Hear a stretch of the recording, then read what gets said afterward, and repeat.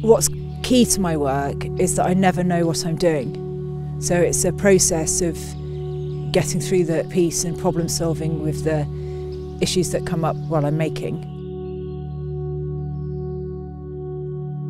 That's always never quite certain with the work. Is something rotting away or emerging?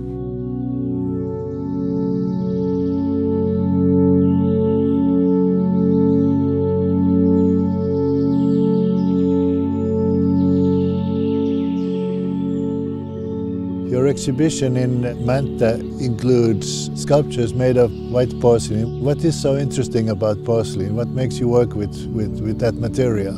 I started using porcelain because I was looking at metamorphosis and transformation and in-between states. So I wanted to work with a material that was quite ambiguous in terms of meaning. I looked for something white and selected porcelain. And then once I'd started working with the material, I realised it was much more than its whiteness, because it's a very definite material. So some things it's comfortable to do and other things it's very resistant to doing. So it became much more of an engagement with the material than it being something passive that will do what it's told. Me working within its boundaries and pushing those is part of what generates the work. What inspires you? What makes you work? It's more of a compulsion or an itch that needs to be scratched. It's not like needing a specific thing, it's like an amalgamation of stuff that comes together and then I make something. Or it's a sort of like an overflowing, an excess of things that drives the work. It can also be a sense of discomfort. There's something that I need to poke around and question. So that's sort of like a rub almost, something to rub against, and then that's where the work comes from. What happens before the actual making? Do you make plans or drawings or sketches, or do you write down thoughts, or does it start from actual making? At the beginning, I used to feel I needed my start point. So that was a variety of things to find out what that was. It could just be like a gesture or something set against something else, and then I would work from that point.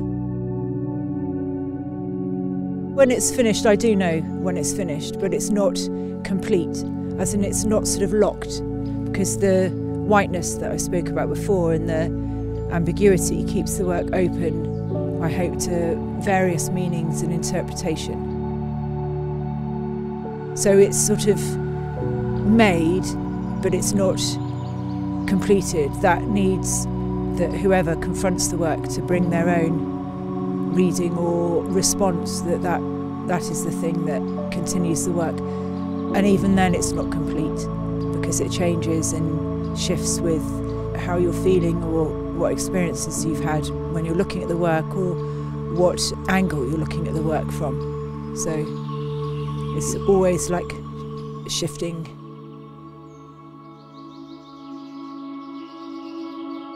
What about the title of your exhibition, Punoutua? Where did that come from? Well, it wasn't really that I decided, oh, I want to use a Finnish word. It just felt that that belonged. From thinking about sort of net and meshing and how we make connections. And then Punoutua, which is obviously the weaving together and entwining, is very much how my work is.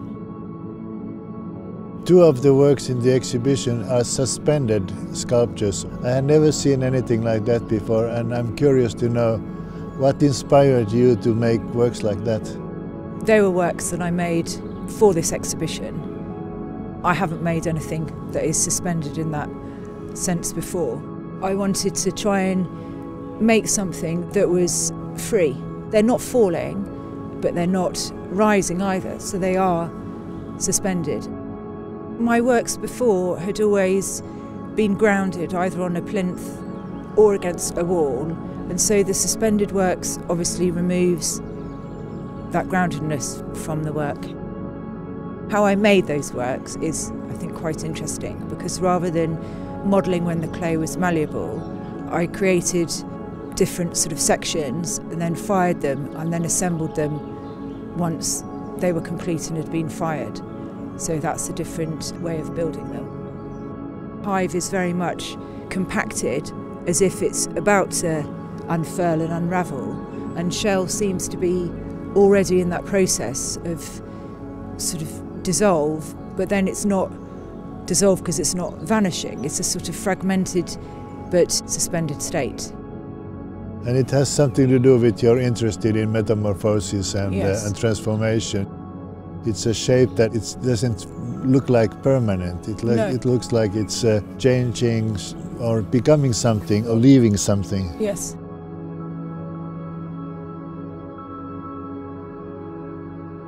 You're very much interested in dance and the movement of the human body, and how does all this influence your work? Obviously life is movement, so we're constantly moving. And then dance, I feel, is almost sort of parallel to my work in that it's a wordless means of questioning or exploring things.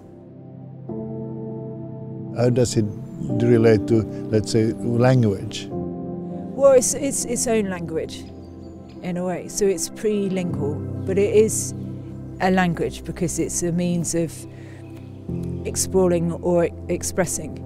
It's just separate from meaning in a strict using words as language. Something that is very visible in your work is your interest in art history, especially older art. There are references to Rodin, to sculpture in Rome. I think those sort of connections and relationships with art history sort of comes from the work. So people, I think when they're looking at the work, they look for sort of ways in and find connections. But I do have an interest in art history and Rodin and other sculptures and painters. But it's not specific to, you know, I don't go and look for specific things before making my work. Because I think really it's historical work is sort of contemporary work, but made then. Yeah. So there's a shared link between the work, it's just time that separates it, really. All art is contemporary, Yes. in a sense. Yes. And you also have two sets of drawings. What is the position of drawing in your work related to the sculptures? They're a separate part of my work, although there's an overlap of interest, which again is movement and the experience of inhabiting the body and creating different forms. And while I'm drawing, I'm sort of rubbing out as much as making marks, so the positive and the negative, which is very much like sculpture. What about the green wall, which is the only color element in the exhibition? It sort of links the inside with the outside. Having my show in Finland is, you know, really special and a privilege, so I wanted to reference that the same way with the title of the show, Punoutua. You know, my work is finished in the time that it's here, so I feel while the work's here, then it needs to have some relationship to the landscape and where we are in the world. It's almost impossible to use language to try and explain my work.